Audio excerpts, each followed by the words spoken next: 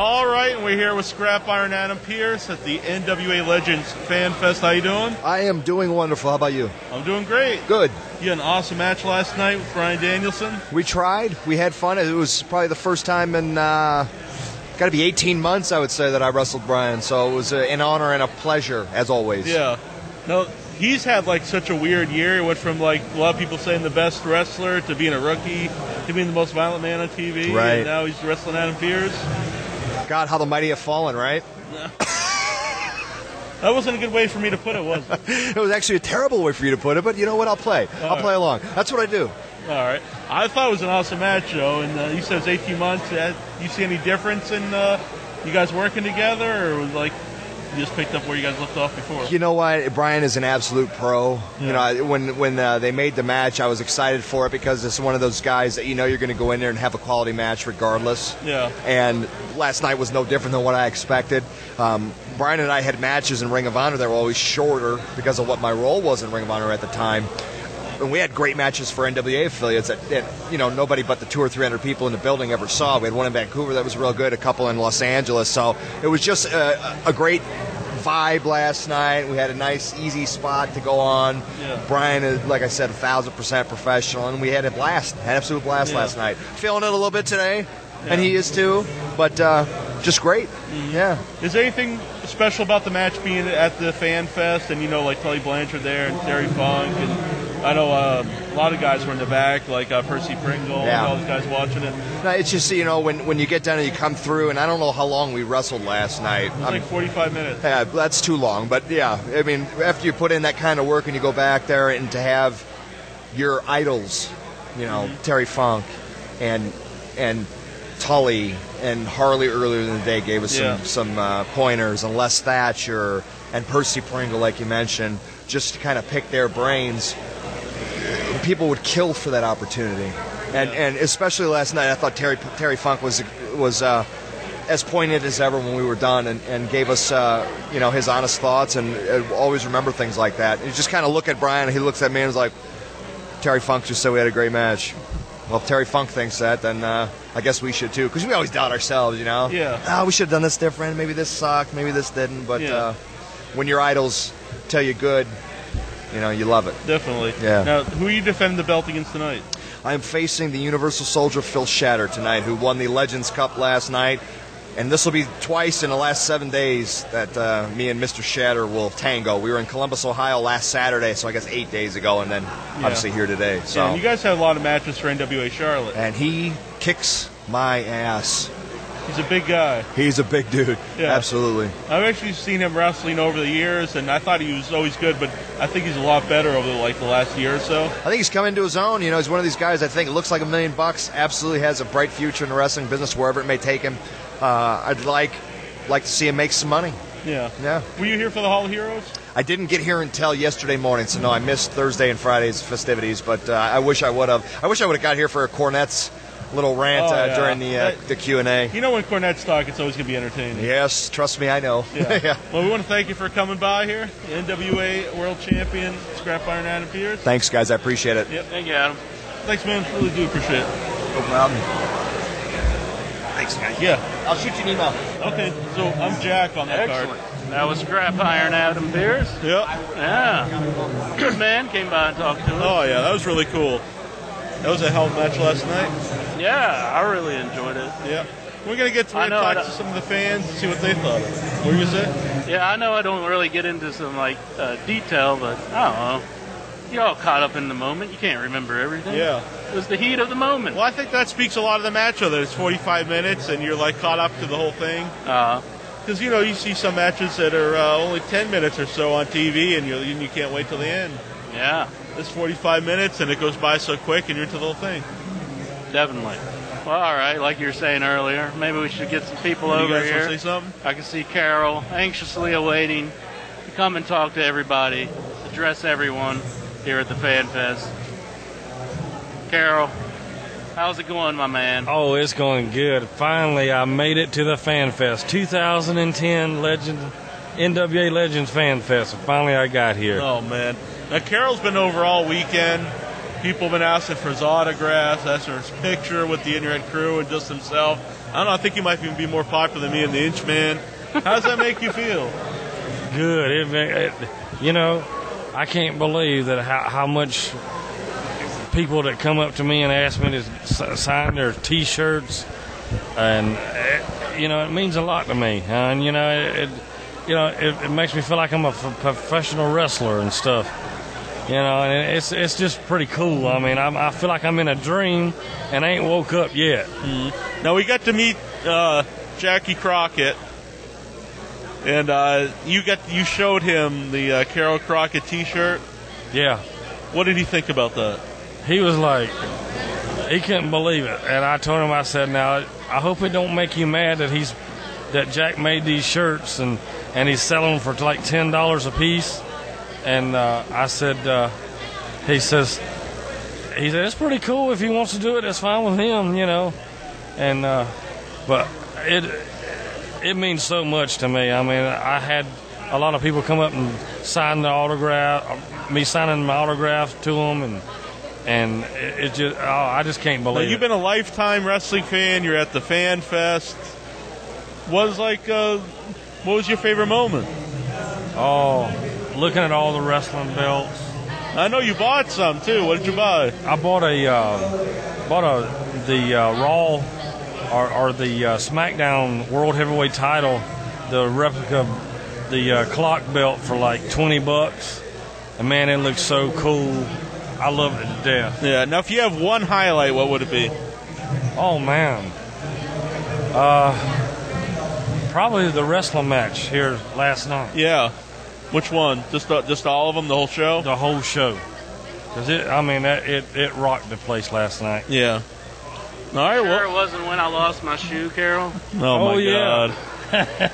We're gonna call the one out's bicep. We're gonna call him the Boot Man. So everybody on the internet, you got to put on. You got to get him with the Boot Man because he lost his shoe. He had a blowout last night. Well, I was walking down the road going across to the TGI Fridays, and the bottom of my sole, it fell off my shoe.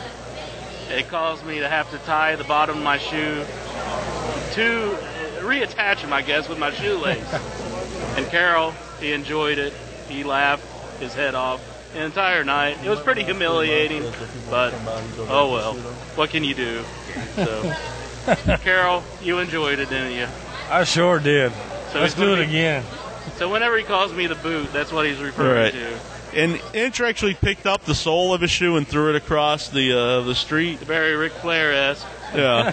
And then he had second thoughts, and we went and retrieved it. And Troy actually retrieved it. Yeah. Now, how did you reconnect the shoe? I tied it with a shoelace. Mm-hmm. So I went to the TGI Fridays just like that.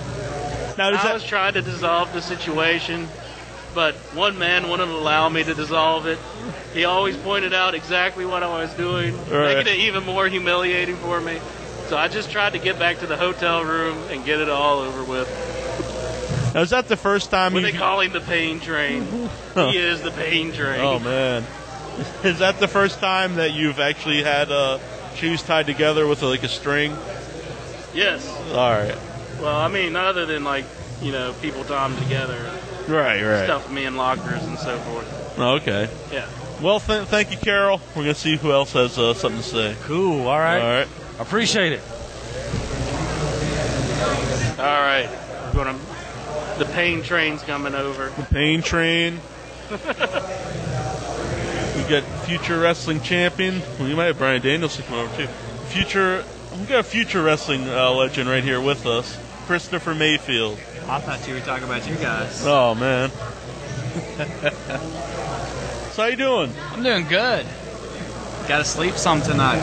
Yeah, that's true. I've only got probably about 4 or 5 hours sleep over the whole weekend. Oh, yeah? Yeah. I know you had the problem Thursday going to sleep. Yeah. I just get excited and I try to wind down, and I don't know, you can always sleep when you get home. That's true. Yeah. That's true. Plus, you got the flight, so you can just sleep on the flight. That's true. Bit. That's true. A quick nap. Yeah. So what are some of your highlights for the weekend? I had quite a few. Thursday, I really enjoyed the Cornette Q&A session. I think anybody who was in there had a blast. Oh, yeah. I mean, you were there. Oh, It was yeah. a great time. Friday, the Hall of Heroes banquet was just awesome. You know, you were in there with such greatness, you know, from multiple generations that were there. You had anywhere from Danny Hodge and Billy Robinson in there, and all the way to the current generation, you had Davey Richards in there. Davey Richards always entertaining. Yep. It's funny though, because since we had Carol here, Yeah. I got a funny story from the banquet. I got introduced to Danny Hodge, and when Coach told him that I was studying under him, he was like, "Oh, let me show you some hooks that you can use." So he started putting me in wrist locks, you know. And anyone who knows about Danny Hodge, you know, they know that pressure. Even just shaking his hand, you can tell. No, he put me in the wrist lock. Yeah. And Jackie Crockett comes over when he's doing this, and he's going, "Hey, Danny, he's not selling." Yeah. So he trying to motivate him to crank it on a little bit harder. So that was funny. Yeah. Did he do it? Did he did. make you sell, or you weren't selling? It was. I didn't have to sell. It was a shoot, man. Yeah. I have to sell with Hodge. Now you're actually trained to be a wrestler. Yes. You're around all these guys. Is there anybody you've seen you'd like to get in the ring with someday? You mean the current stars? Yeah, because a lot of current guys here. Yeah, if I could ever get to their level. I mean, there's a ton of guys. I'd love. I mean, you just talked to Adam Pearce. Yeah. I enjoy his stuff. I've enjoyed Phil Shatter so far. Yeah. What I've seen from him. Unfortunately, I didn't get to watch the matches last night, so I didn't get to see who all we had. I am upset I missed the Danielson Pearce match because it just sounded like it was a blast the entire time.